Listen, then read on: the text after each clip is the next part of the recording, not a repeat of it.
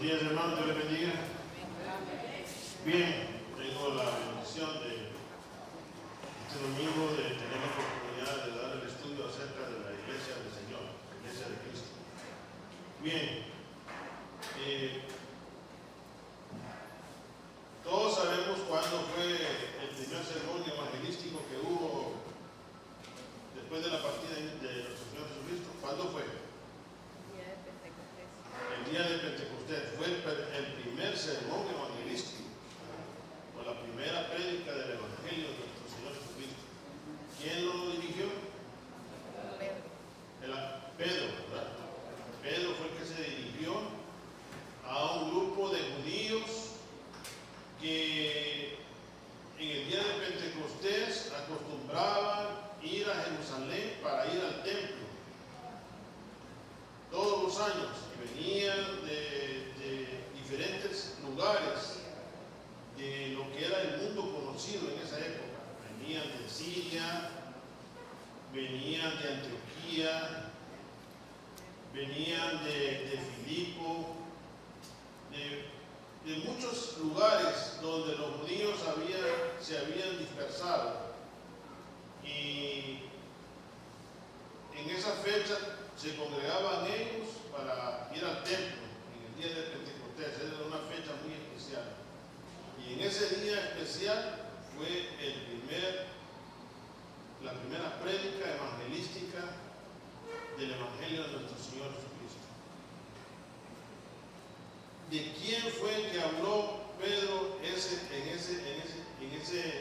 ese discurso que él dio? ¿De quién fue que habló? ¿De quién habló? De Jesucristo.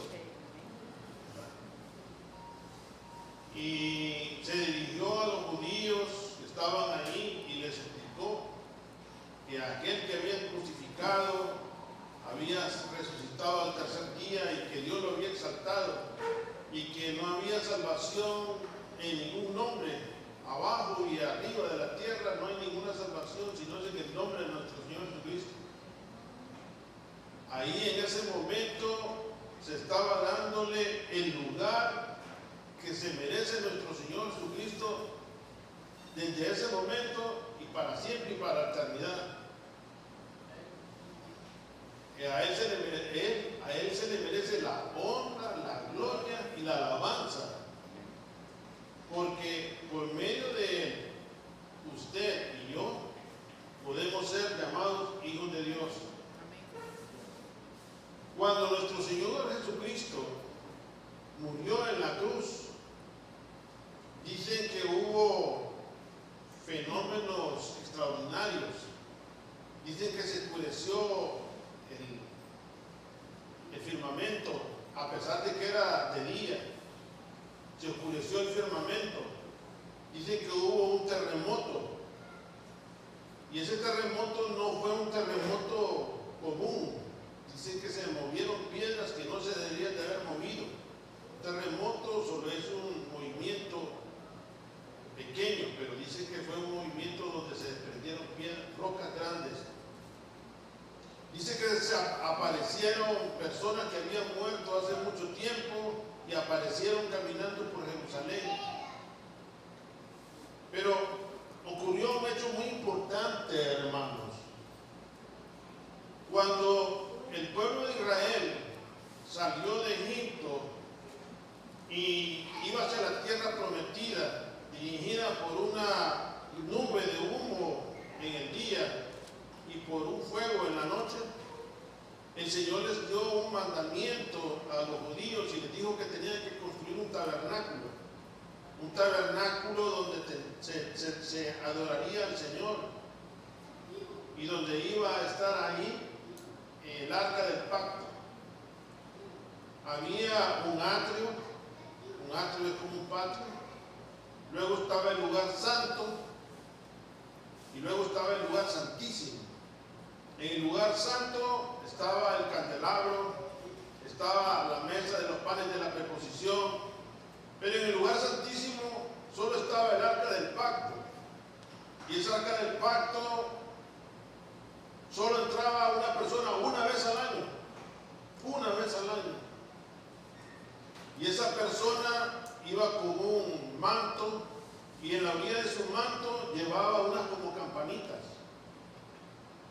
Y cuando entraba por la cortina que separaba el lugar santo del lugar santísimo, iba amarrado. Y que cuando él caminaba se escuchaban los tilín, tilín de su vestimenta, y entonces los que estaban afuera decían: sí, está caminando, sí, está caminando. Y si en algún momento no escuchaban ese tintileo de esas campanitas que él llevaba bordados en su manto, entonces pensaban que algo le había pasado. Pero como no podía entrar nadie, porque era el lugar santísimo donde estaba la presencia de Dios, tenían un lazo. Y tenían que jalarlo porque nadie podía entrar. Nadie podía entrar. Era el lugar santísimo, la presencia del Señor. Y esa misma tradición se hizo cuando Herodes el Grande hizo el templo de Jerusalén, que era una de las maravillas, el templo de Jerusalén. Después de que fue destruido por el imperio de Babilonia, fue reconstruido el templo de Jerusalén, y lo mismo tenía el atrio, el lugar santo y el lugar santísimo. Y el lugar santo del lugar santísimo estaba separado por una cortina inmensa, bordada, especial, pero solo podía entrar el sumo sacerdote, hermanos. Solo el sumo sacerdote. Pero en esa fecha, cuando nuestro Señor Jesucristo murió en la cruz y dijo ante todos los que estaban ahí presentes: todo está consumado, todo está consumado. ¿Qué se había consumado? El plan que tenía Dios desde el principio que creó los cielos y la tierra. Ya había un plan de Dios para que el hombre fuera redimido de sus pecados. Dios, en su omnisciencia, ya sabía que el hombre iba a caer. Dios, en su omnipresencia, ya estaba presente en las fallas que iba a tener el hombre.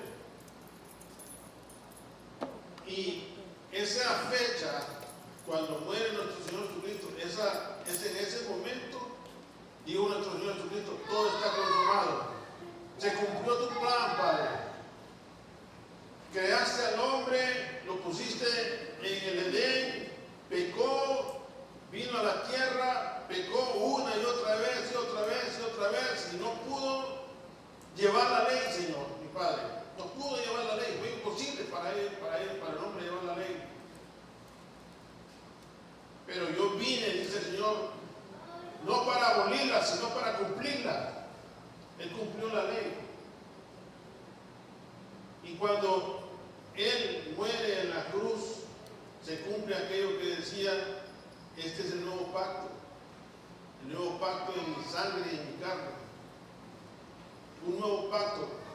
¿Por qué el nuevo pacto? Porque el pacto viejo no nos salvaba por nosotros mismos.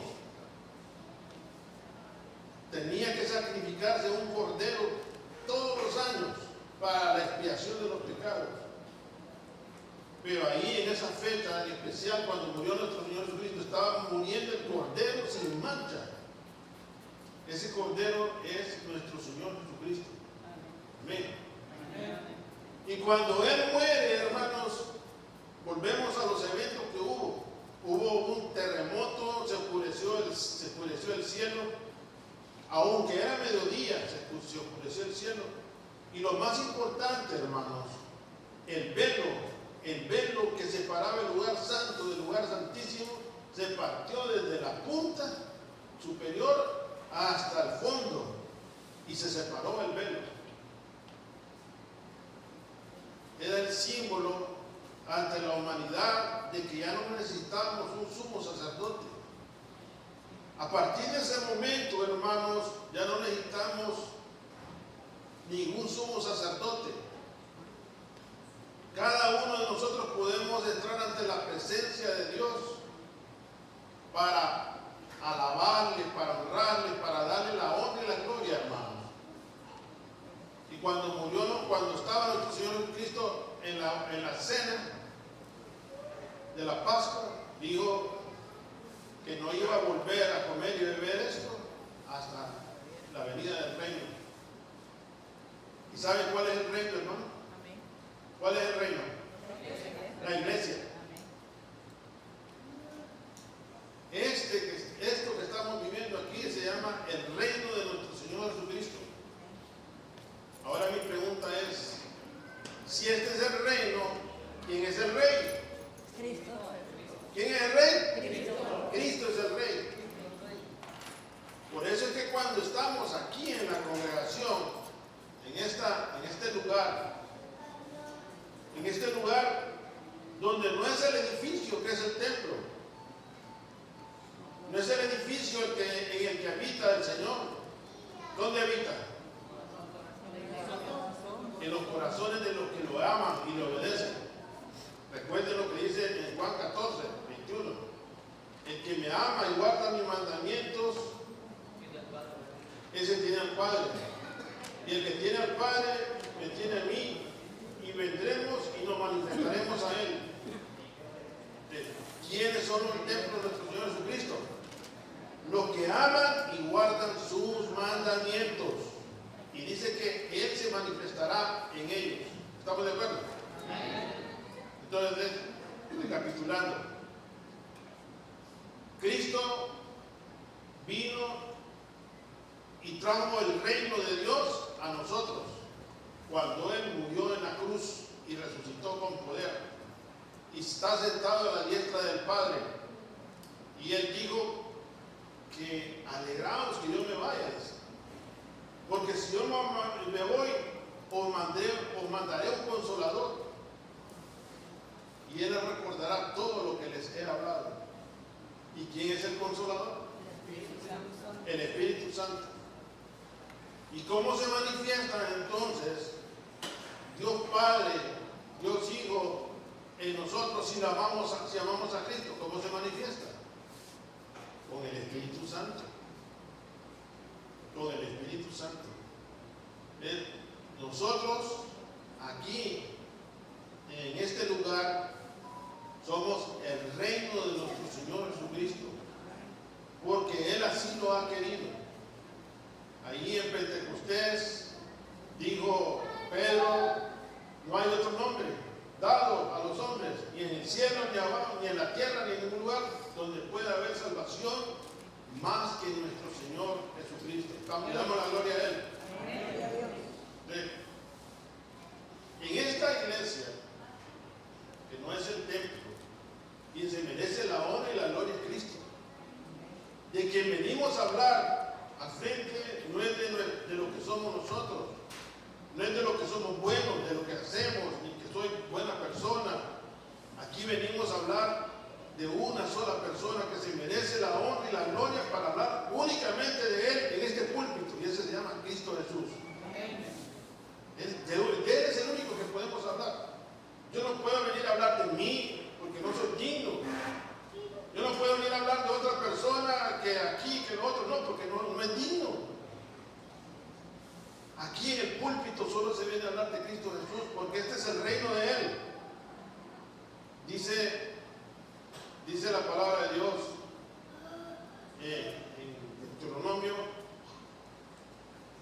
que no adoraremos a dioses ajenos, que no nos haremos imagen de nada que viviente, que esté arriba en el cielo y abajo en la tierra. No nos haremos ninguna imagen, dice el Señor. ¿Qué mandamiento, hermano? Ahora nuestra pregunta es, ¿qué nos aparta de nuestro Señor Jesucristo muchas veces? ¿Qué nos aparta de Cristo Jesús muchas veces? Claro, la desobediencia. ¿Por qué nos ausentamos muchas veces de la iglesia? ¿Le han preguntado a ustedes por qué se ausentan muchas veces de la iglesia? ¿Por qué nos ausentamos? Algunos podrán decir esto, lo otro y esto. Pero yo les quiero decir que Dios es celoso, hermanos. Dios es un Padre celoso. No tolera que le demos la espalda. Si alguna vez, podemos venir a reunirnos, pero tenemos algo que decimos que es más importante que venir a congregarnos. Créanme, hermanos, que eso se llama idolatría. Eso es idolatría. Eso es abandonar el reino de nuestro Señor Jesucristo por otro, algo que reina en nuestro corazón. Y Dios, Cristo, no tolera, es un Dios celoso. Es importante, hermanos, que entendamos que el reino de Dios, el reino de nuestro Señor es la iglesia. Y que Él reina no en los muebles, no en las sillas, sino que reina en sus corazones. Si ustedes lo aman, si ustedes lo obedecen. Y que Él es un Dios celoso.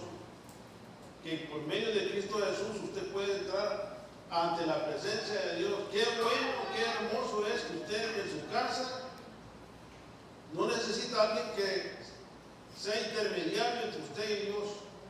Usted se arrodilla, usted inclina su cabeza, su rostro y alaba a Dios y dice: gracias, amado Padre, por este día que me ha regalado.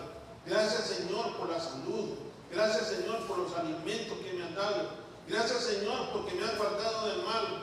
Directamente va ante el Padre y le da la gracia y Él lo escucha. Dice el Apocalipsis que las oraciones de los santos son como un incienso ante el trono de Dios.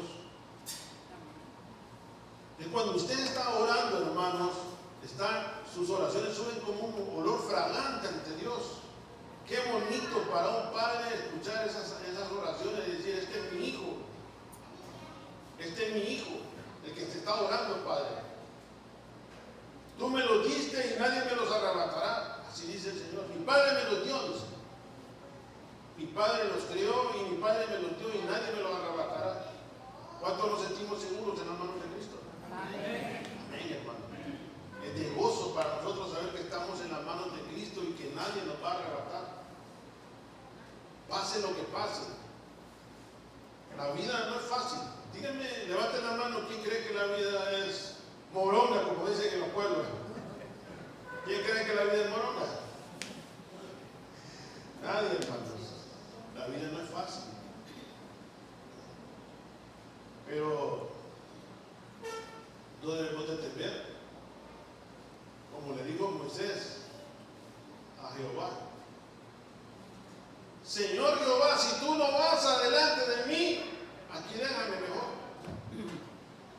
¿Qué voy a hacer a esta tierra si tú no vas adelante de mí? Hermanos, Dios va adelante de nosotros. ¿Lo creen, hermano? Amén. No temamos, porque nuestra victoria no es aquí en la tierra. Nuestra victoria no es por lo que hay en el mundo. Nuestra victoria es saber que estamos haciendo la voluntad de Dios y que algún día, cuando Él nos llame, vamos a estar ante su santa presencia. Amén. Amén. ¿Cuál es la victoria del cristiano? ¿Será el dinero? ¿La victoria del cristiano será títulos universitarios?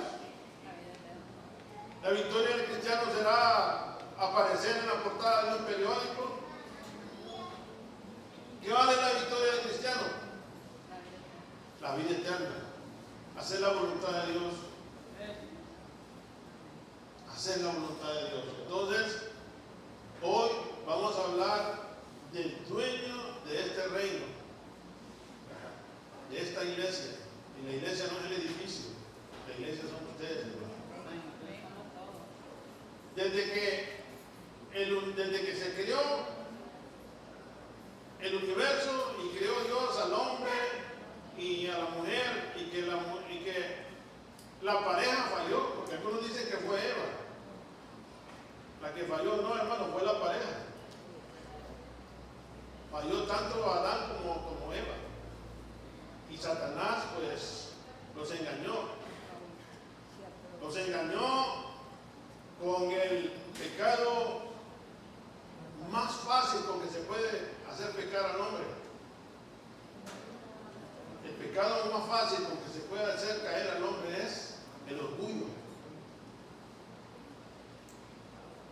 Y sabe Satanás cómo tocó explícitamente a la mujer en su orgullo y le dijo: no es que vas a morir si comes el fruto del bien y del mal, sino que sabe Dios que el día en que tú comas de él serás igual a él. Miren cómo le toca el orgullo. Le tocó el orgullo. Hermano, ese es el pecado más terrible que hay en la humanidad, el orgullo. Por eso dice nuestro Señor Jesucristo: bienaventurados los humildes de corazón, porque ellos heredarán el reino. No puede haber en la iglesia alguien orgulloso que se crea que porque él es o tiene, él merece honra o ser mencionado. No, hermano. El único que merece honra y gloria es Cristo Jesús. ¿Estamos de acuerdo? Amén. Ese vamos a hablar, de Cristo Jesús, de cómo vino a poner su reino. Entonces, había profecías, hermanos. Había profecías. Y una de las profecías la tenemos aquí. Dice sobre la primera venida de nuestro Señor Jesucristo. Había en el Antiguo Testamento. Entonces, vamos a ver la primera. El lugar de nacimiento, donde iba a nacer el Salvador. Y no lo miro bien la letra, pero en Miqueas dice 5:2, ¿verdad? ¿Quién tiene Miqueas 5:2? Miqueas 5:2.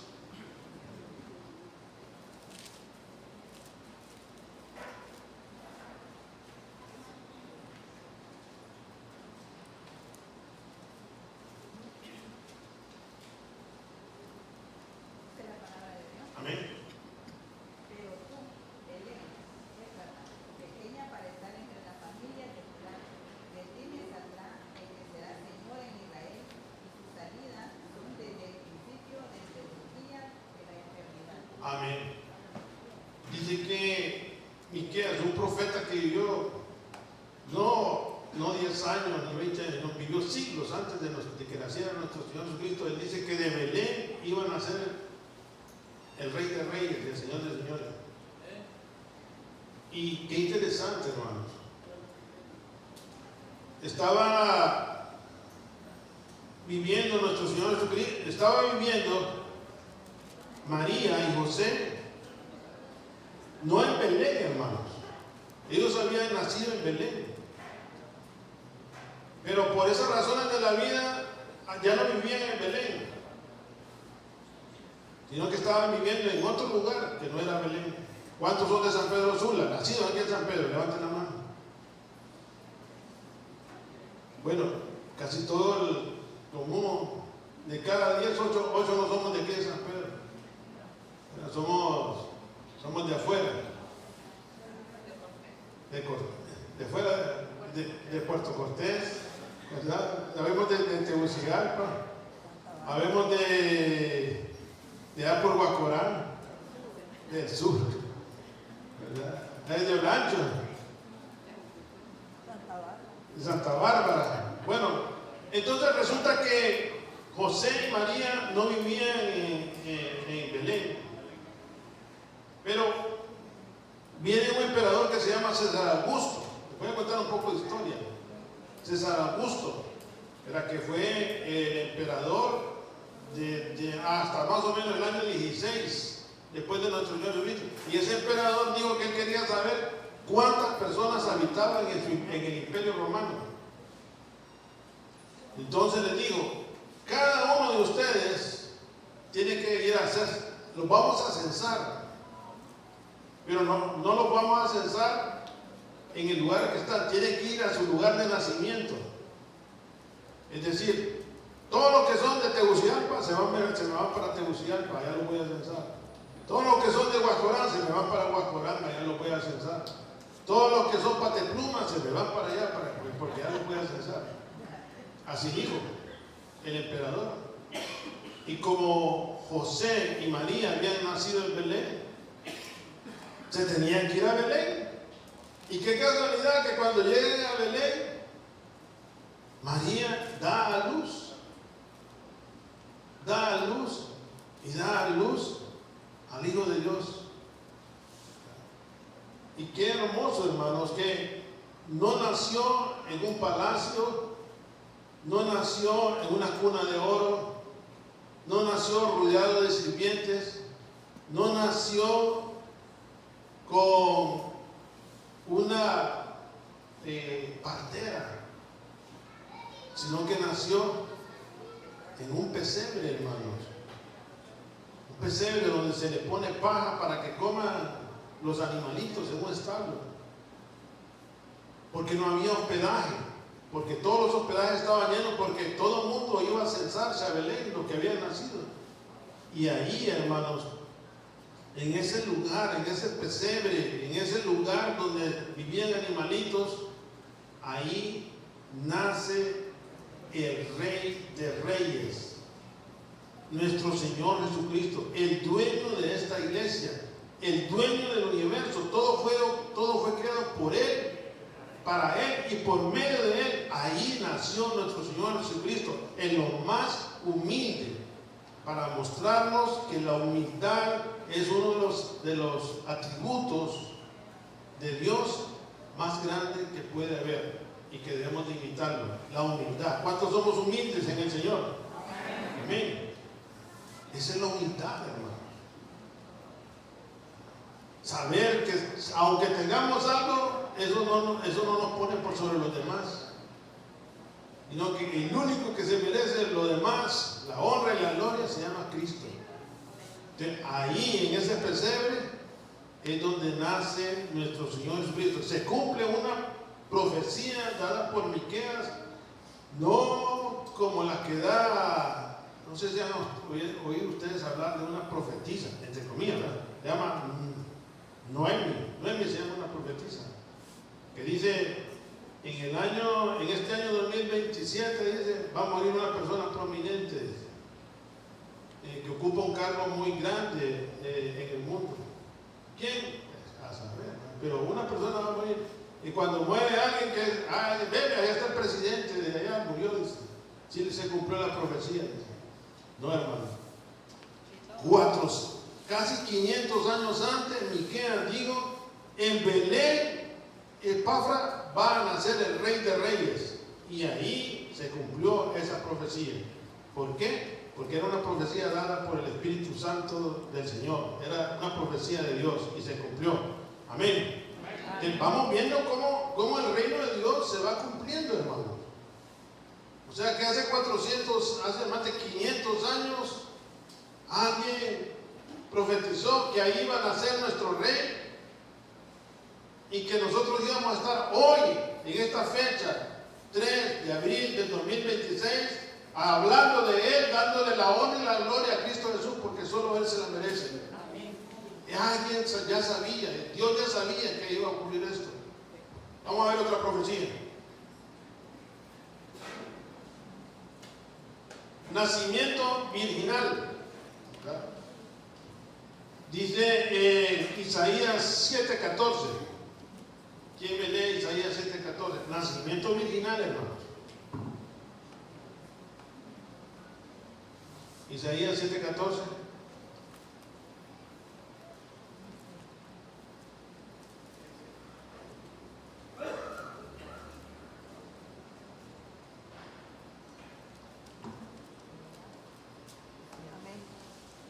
Isaías 7, ¿lo tenemos? Sí. Léalo, por favor, hermano. Dice Isaías 7:14, por tanto el Señor mismo os dará señal. He aquí que la Virgen concebirá y dará luz un hijo y llamará su nombre Emmanuel. Amén, gloria a Dios. Miren, hermano, Isaías. Dios con nosotros. Siglos antes. Es como más o menos que en el tiempo de Colón. Ya se son como 5 siglos. Alguien dijera, en el 2026 van a ser fulano de tal y le van a poner tal nombre. 5 siglos antes. Mira la maravilla de la profecía, ¿verdad? Entonces, de una virgen va a nacer un hijo y le pondrá su nombre Emmanuel. Las profecías de la venida del reino de nuestro Señor Jesucristo, las profecías de la iglesia del Señor. Una virgen, hermano. ¿Cómo pudo Isaías saber que así va a ser el nacimiento de nuestro Señor Jesucristo. Y dar hasta el nombre. Solo alguien que era profeta de Dios, solo los que son profetas de Dios pueden dar tienen esa capacidad. Bien, nos vamos a quedar aquí, hermano, porque ya se fue el tiempo. Pero bien, estamos viendo las profecías de la venida de nuestro Señor Jesucristo, que anunciaba la venida del reino que no tendrá fin. Ni la muerte ni el Hades pueden contra el reino del Señor. Nada puede prevalecer contra Él. Nada. Porque Dios es el que guarda a su iglesia. Bien, ¿alguna pregunta, hermanos, de lo que hemos visto? ¿Un comentario? ¿Comentarios?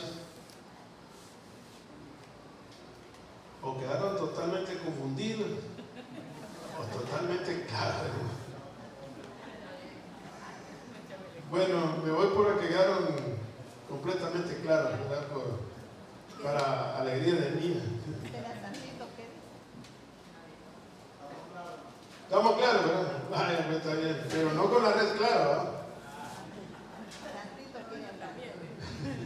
No con la red clara. Bien, pues. Bueno, si no hay nadie que quiera decir algunas palabras, pues nos despedimos. No sé quién va a llevar la oración final. No, Tito. Bendiciones, iglesia. Nos quedó debiendo el hermano Tito.